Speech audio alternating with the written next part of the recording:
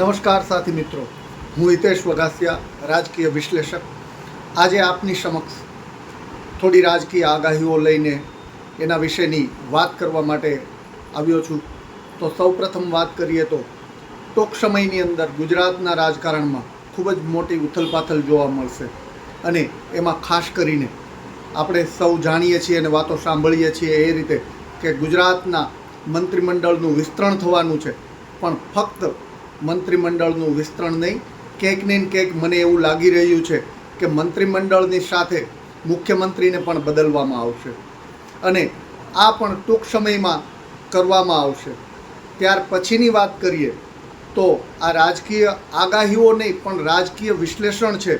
એટલે આ મારો વિડીયો ખૂબ સાવધાનીથી સાંભળજો અને હું તમને એક વસ્તુ એટલે સુધીની કહીશ કે 27 સુધી મારો આ વિડીયો સાચવીને રાખજો, કારણ કે હવે હું જે વાત કરવા જઈ રહ્યો છું એ ખૂબ મહત્ત્વની છે. ગુજરાતના રાજકારણમાં એટલા માટે ફેરફાર કરવામાં આવશે, મંત્રીમંડળ અને મુખ્યમંત્રીનું વિસ્તરણ એટલા માટે કરવામાં આવશે કારણ કે અત્યારે જે ભાજપ તરફી એન્ટી ઇન્કમ્બન્સી વધતી જાય છે એને ખાળવા માટે મુખ્યમંત્રી સહિત મંત્રીમંડળમાં ફેરબદલ કરવામાં આવશે. ત્યાર પછીની વાત કરીએ તો હમણાં ટૂંક સમયમાં ડિસેમ્બરથી લઈ ફેબ્રુઆરી સુધીમાં સ્થાનિક સ્વરાજની ચૂંટણીઓ આવશે, જેમાં તાલુકા પંચાયત, જિલ્લા પંચાયત અને મહાનગરપાલિકાઓની ચૂંટણીઓ પણ યોજાવાની છે.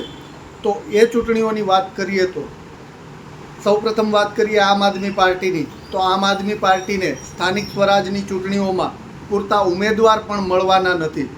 હું તમને અત્યારે ચેલેન્જ સાથે કહું છું કે આમ આદમી પાર્ટીને પૂરતા ઉમેદવારો મળવાના નથી. અને ત્યાર પછી કોંગ્રેસની વાત કરીએ તો સ્થાનિક સ્વરાજની ચૂંટણીઓમાં કોંગ્રેસ મજબૂત થશે. આ એક પોલિટિકલ ભાગરૂપે આ એક આખી સિસ્ટમ એવી છે કે જેમાં તમે સામાન્ય લોકો જે વિચારતા હોય એના કરતાં બહુ ઊંડાણપૂર્વકનું રાજકારણ હોય છે.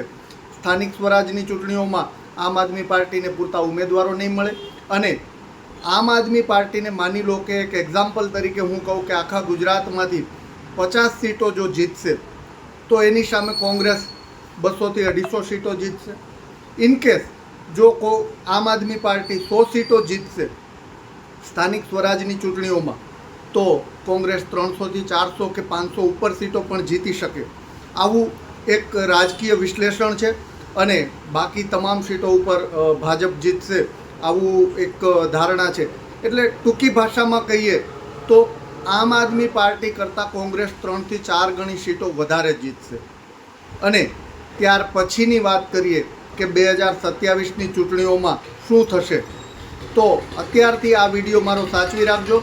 હું તમને ચેલેન્જ સાથે કહું છું કે 2027માં સ્પષ્ટ બહુમતી સાથે ભાજપની સરકાર બનશે. આવું શા માટે થશે તો એની પાછળનું પણ હું તમને થોડું તાર્કિક નોલેજ આપું છું. ગુજરાતની હમણાં પેટા ચૂંટણીઓ પૂરી થઈ, વિસાવદર બેઠક ઉપર આમ આદમી પાર્ટીનો વિજય થયો, પણ આ વિજય આમ આદમી પાર્ટીનો નથી થયો. ગુજરાતમાં 27માં ભાજપની સરકાર બની ગઈ છે.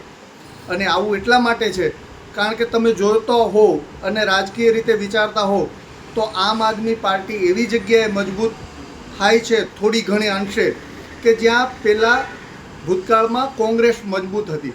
એટલે ઇનડાયરેક્ટલી કોંગ્રેસના જે વોટ છે એ આમ આદમી પાર્ટીમાં ડાયવર્ટ થાય છે અથવા તો ભાગ પાડે છે. હવે જેવી વિસાવદરમાં જીત મળી, એક સીટ જીતા, એવા અરવિંદ કેજરીવાલે નેશનલ ગઠબંધન ઇન્ડિયા એલાયન્સમાંથી છૂટા પડી ગયા અને તરત એવી જાહેરાત કરી કે હવે ગુજરાતમાં 27માં અમે સ્વતંત્ર લડશું.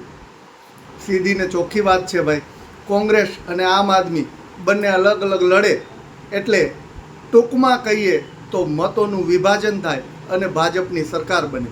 આ સીધી અને ચોખ્ખી સ્પષ્ટ વાત છે અને 27માં પણ આવું જ બનશે. આમ આદમી પાર્ટી અને કોંગ્રેસ અલગ અલગ લડશે, મોરે મોરાની વાતો કરશે. અને હમણાં એક ટ્રેન્ડમાં નવું એક આવ્યું છે એવું સૂત્ર કે વિસાવદરવાળી થશે, તો હું ના પાડું છું. ના ભાઈ, વિસાવદરવાળી નહીં થાય પણ 2022વાળી થશે.